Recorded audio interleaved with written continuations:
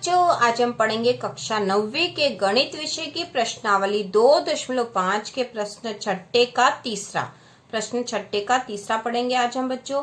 और इसके पहले के प्रश्न छठे के पहला और दूसरा हम कर चुके हैं। यदि आपने वो वीडियो नहीं देखा हो तो चैनल के प्लेलिस्ट में जाकर देख सकते हो, तथा इसी तरह के और वीडियो देखने के लिए क्लास 9th के सारे सब्जेक्ट के इम्पोर्टेंट क्वेश्चन देखने के लिए आप हमारे चैनल को सब्सक्राइब कीजिए, जिससे कि आपको वीडियो के नोटिफिकेशन तुरंत मिल जाए। तो चलो बच्चों शुरू करते हैं। प्रश्न नंबर तीसरा, 3/2 x धन 1 की घात 3, जिसे घन कहते हैं। ठीक है, तो इसको हमें प्रसारित रूप में लिखना है ना, इसको हमें प्रसारित रूप में लिखना है। इसके पहले के 2 क्वेश्चन हमने इसी तरह के करे थे बच्चों, तो आप कर सकते हो इसको आसानी से। तो यहाँ पर हम कौन सी सर्वसमीका का प्रयोग करेंगे बच्चों, इसे देखकर भी आपको याद आ रही होगी इसे कौन सी सर्वसमीका का प्रयोग होगा। x धन y की घात 3 वाला है ना, x धन y की घात 3 बराबर होता है x की घात 3 धन y की घात 3 धन 3xy, और कोष्टक में आएगा x धन y। ठीक है, x धन y। तो इसे हम आसानी से कर सकते हैं। अब देखो बच्चों, आप समझ सकते हो यहाँ पे x के स्थान पर क्या है, इसमें x के स्थान पर क्या आएगा बच्चों, तो x बराबर है यहाँ 3/2x। ठीक है, x बराबर क्या है 3/2x है इसमें। और y बराबर क्या है, y बराबर क्या है यहाँ पे, y बराबर है 1। ठीक है, अब हमें x और y मिल गए हैं। अब हम इसको आसानी से इस रूप में प्रसारित रूप में लिख सकते हैं। तो हमें इस रूप में इसे लिखना बच्चों, इस रूप में तो है ही सही है, इस रूप में लिखना। तो पहले हम ये लिख लेते हैं ताकि हम इसका मान आसानी से यहाँ रख सके। तो x की घात 3 धन y की घात 3 धन 3xy, और कोष्टक में x धन y। ठीक है, तो x के स्थान पर हम क्या लिखेंगे, x के स्थान पर तो 3/2 x की घात 3 धन y के स्थान पर 1 लिखना है, तो 1 की घात 3 धन 3 x के स्थान पर 3/2x, कोष्टक में लिख देते हैं y के स्थान पर 1, और फिर इधर कोष्टक में x के स्थान पर 3/2 x धन y के स्थान पर 1 आ जाएगा। ठीक है, तो हमने ये लिख दिया। अब हम इसको हल कर लेते हैं। तो यहाँ पर 3/2 की घात 3/2 x है ना बच्चों, 3/2 x लिखना था हमें, क्योंकि x बराबर है 3/2 x। ठीक है, तो 3/2 x की घात 3 मतलब क्या होगा बच्चों, इसका मतलब होगा कि 3/2 x गुणा 3/2 x गुणा 3/2 x, मतलब 3/2 x का 3 बार गुणा है। तो इसको हम कैसे करेंगे बच्चों, ऊपर वाली संख्याओं का गुणा कर लेते हैं। तो 3 का 3 में करा तो 3 तिया 9 हुए, और 9 का 3 में गुणा करा तो 9 तिया 27 हो गए, तो ऊपर हो गए 27। ठीक है, और x का x में 3 बार गुणा करेंगे तो कितना होगा, x की घात 3। ठीक है, x का x में 3 बार गुणा हुआ तो x की घात 3, और यहाँ ऊपर 27 हुए। तो अब नीचे देखो बच्चों क्या होगा, 2 का 2 में गुणा करा तो 2 दूनी 4, और 4 का 2 में करा तो 8। ठीक है, 4 दूनी 8 हो जाएंगे। तो 27/8 x की घात 3 आएगा यहाँ पे, 27/8 x की घात 3 धन 1 की घात 3 है ना, 1 की घात 3 मतलब 1 का 1 में 3 बार गुणा, तो 1 ही आएगा। ठीक है, धन फिर यहाँ 3 लिख दिया हमने, पहले इन दोनों का गुणा कर लेंगे है ना। तो 3/2 x का 1 में गुणा करेंगे तो 3/2 x ही आएगा है ना, ये तो यही आएगा क्योंकि 1 का गुणा हुआ है। अब यहाँ पे तो ओके वो लिख देते अभी हम 3/2 x धन 1। ठीक है, अब हम लिखेंगे बच्चों 27/8 x की घात 3 धन 1 धन।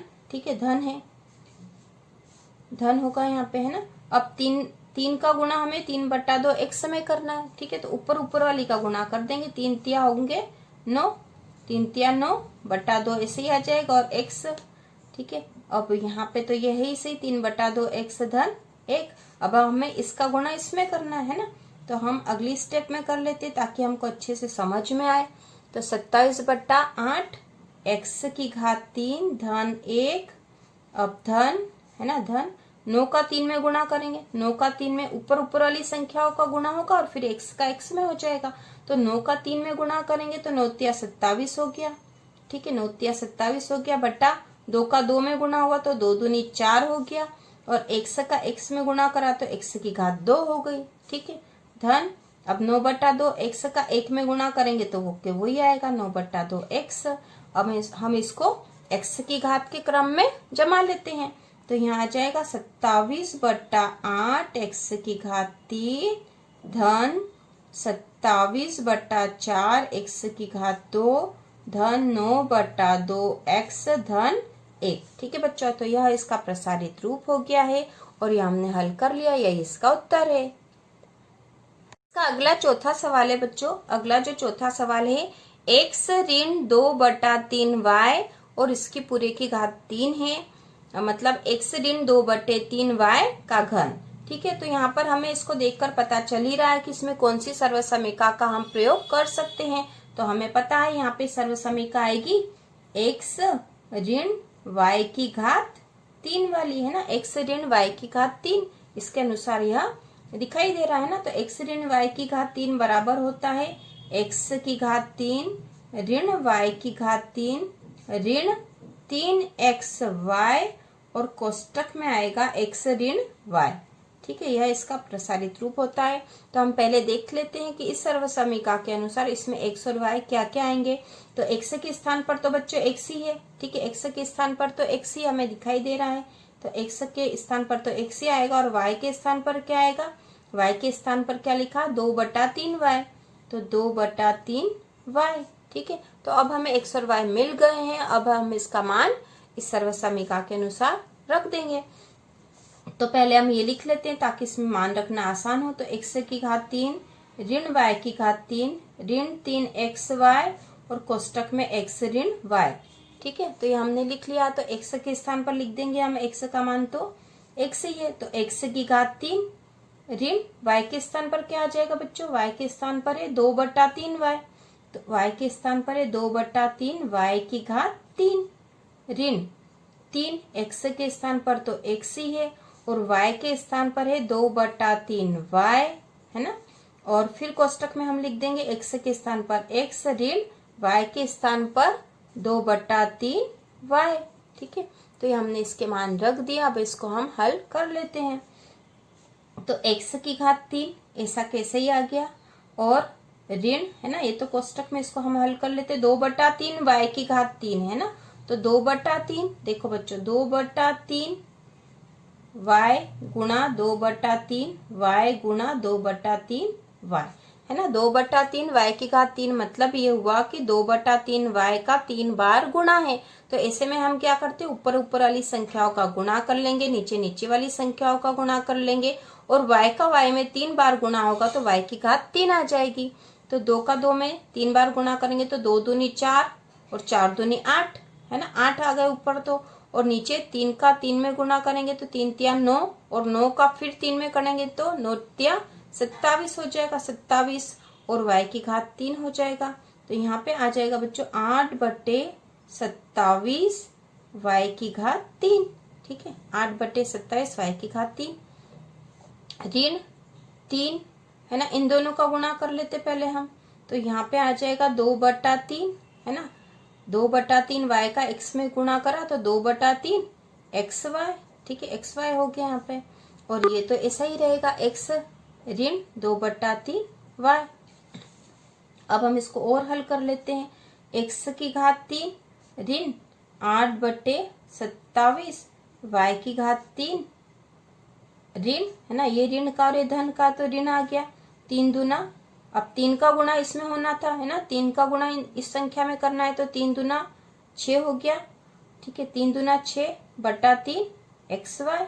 ठीक है, इसका गुणा 2 में कर दिया हमने, है ना, 2/3 xy में हमें 3 का गुणा करना था तो इसका गुणा ऊपर वाली संख्या में हो जाएगा, 3 दूना 6 हो गए, 6/3 xy। अब हम इसे यहाँ पे काट भी सकते, देखो बच्चों, यहाँ पे 3 एकम 3, 3 दूना 6। ठीक है, 3 एकम 3, 3 दूना 6 हो जाएगा, आसानी से कट जाएगा, दिख रहा हमें। इसको और सरल करना था हमें तो हमने कर दिया है, 3 एकम 3, 3 दूना 6। आप ये भी कर सकते थे बच्चों कि इस 3 से ये 3 यहाँ पे भी काट सकते थे, है ना, लेकिन हम इस विधि से कर रहे थे तो हमने ऐसा कर लिया। दोनों ही तरीके से कर सकते हैं। और यहाँ पे है x ऋण 2/3 y। ठीक है, तो अब हमारे पास क्या बचा बच्चों, अब हमारे पास है x की घात 3 ऋण 8/27 y की घात 3 ऋण 2xy है ना। ये हमने काट दिया तो यहाँ 2xy बचे हैं और यहाँ बचा है x ऋण 2/3 y। ये तो यही है ना। अब हमें 2xy का इसमें गुणा करना था है ना, 2xy का इसमें गुणा करना बाकी बचा है तो हम कर लेते हैं। x की घात 3 ऋण 8/27 y की घात 3। अब ये ऋण का और ये धन का है तो ऋण आएगा है ना, गुणा में ऋण और धन का गुणा होगा तो ऋण आएगा। अब 2xy का x में गुणा करेंगे तो क्या आएगा, 2x की घात 2 और y है ना, x की घात 2 हो जाएंगे, x और x का गुणा होगा तो x की घात 2 हो जाएंगे, 2 और 2 x की घात 2 y हो जाएंगे है ना। अब इस ऋण का इस ऋण में गुणा करेंगे तो ऋण और ऋण क्या हो जाता है बच्चों, धन हो जाता है। अब 2 का 2 में गुणा करा तो 4 हो गए।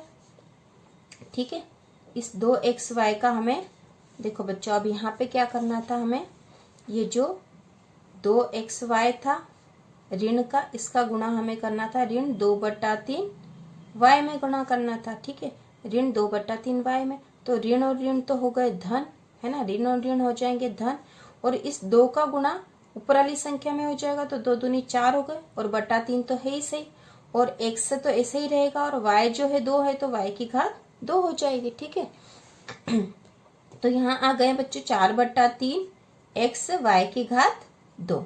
ठीक है, तो अब हम इसको थोड़ा सा जमा लेते हैं x की घात के क्रम में, तो x की घात 3 ठीक है, फिर ऋण 2x की घात 2y है ना, क्योंकि यहाँ 3 थी यहाँ 2 घात वाला आ गया तो हमने इसके बाद ये जमा दिया, फिर धन 4/3 x और y की घात 2।